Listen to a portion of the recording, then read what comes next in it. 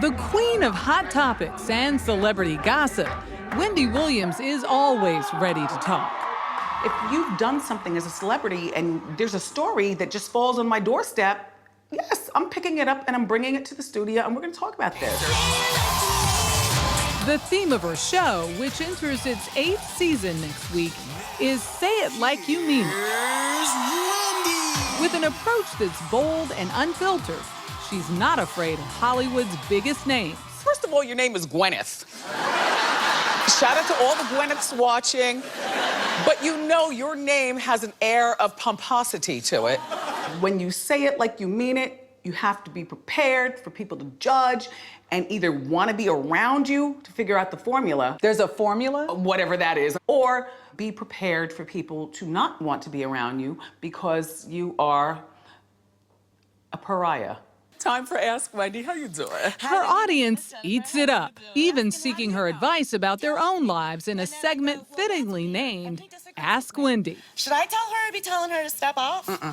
No? No, I don't think. No, it's Ask Wendy, not Ask You.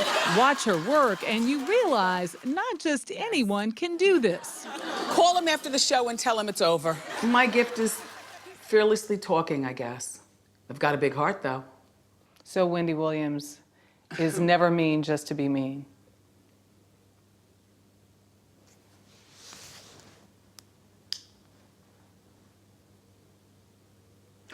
No. I appreciate you all supporting. Her syndicated show attracts more than 2.5 million viewers every day. People smell a phony from a million miles away. Oh, you can fool them once, and you can fool them for a whole month, but you can't fool them for 8 years. The show started as a 6-week trial. Executives weren't sure it would last much longer. So when it did, Williams took her success to heart. I used to sit in the audience. Just sit there. And cry by myself. This is me. And there's a lot of responsibility. And no matter what problem is going on in my life, I know I better leave it out in the street and come in here and lead by example. Come on, everybody. Woo! At home in Livingston, New Jersey, Williams, at 52, calls herself a typical housewife with a little extra. I am very frugal. But when it comes to food, Yeah. it's my luxury. We tagged along with her on a trip to the grocery store. Grocery shop. I'm sensing you're a foodie. Excuse me, follow the drool on the floor. As I walk through the aisles, am I a foodie? By the way, those are mink slippers. She comes in a caftan and her mink slippers. She always looks great. Okay. Wendy Joan Williams was born and raised not too far from here. Her mother and father were both educators who didn't quite know how to deal with their daughter's gift of gab. I talked before I walked. My parents would always tell me, Wendy, you're talking too much, even as a little girl. And the code in the Williams household was TM, TL, TF. Too much, too fast, too loud.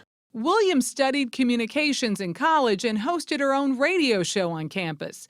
Even back then, she calculated her moves. Okay, I'm gonna play by your rules until I'm not. She played by her own rules after college. When she took to New York City's radio waves, she convinced her boss that her listeners wanted celebrity dish. Said program director was skeptical, but okay, let me see what you do. Gave you a shot. And I've never looked back. Her radio persona took off. She gained a loyal following and eventually induction into the National Radio Hall of Fame. She also gained a long list of enemies. Among the first, Bill Cosby back in 1990. She talked openly about rumors of his alleged sexual misconduct. He called up the radio station and tried to get me fired. And my general manager believed Bill Cosby, not me, and called me to the office, and he was on the speakerphone, and I had to talk to him in kowtow. Now look what's happening. Whitney. Wendy. But she didn't stop there. Consider her now infamous interrogation of Whitney Houston in 2003. Is that why you talk about me all the time? Absolutely. You don't even know me. While the singer was promoting a new album. Is there drug use going on at this present time? Who are you talking to? To you, Whitney. You. No, you're not talking to me. I'm a mother. That interview just careened wildly. You don't know what the about. You don't make me curse on the radio. I was Wendy on the radio doing my job. I'm interviewing, I'm asking questions. You smoke weed? Oh, That interview became one of her most popular. Wendy, don't make me meet you outside. Come on now, you're getting too deep. You went there with Whitney. I would go there with everybody. And she goes there with herself, too, talking openly about things most people keep off limits, like getting breast implants, going through 2 miscarriages, and battling a 10-year cocaine addiction in her 20s. How did you turn it around? I wanted more for myself. I had already done so much. And this guy came along, and then I said, oh, maybe I could see myself marrying this man. Well, he's not gonna put up with my mess, sneaking around. I was still getting down. She got clean and married that guy. Kevin Hunter has since become her manager. The couple now runs a foundation to help other families struggling with addiction. They also have a 16-year-old son. We're all in this together as human beings. So if I can tell you about my struggle and then that can help you in some sort of way, then my job is done. I'm not embarrassed. But you do have some haters out there. Some. I mean, everybody has haters. Right, but they're harsh. I give it as good as I take it. This summer, she took it. I would be really offended if there was a school that was known as an historically white college. We have historically black colleges. On the very day we visited her set, she made these off-the-cuff comments about the National NAACP Organization for White and People historically only. black colleges. There's the She faced NAACP. backlash and lost one of the National- show's By the way, sponsors. what is the C? Colored? We're still using colored?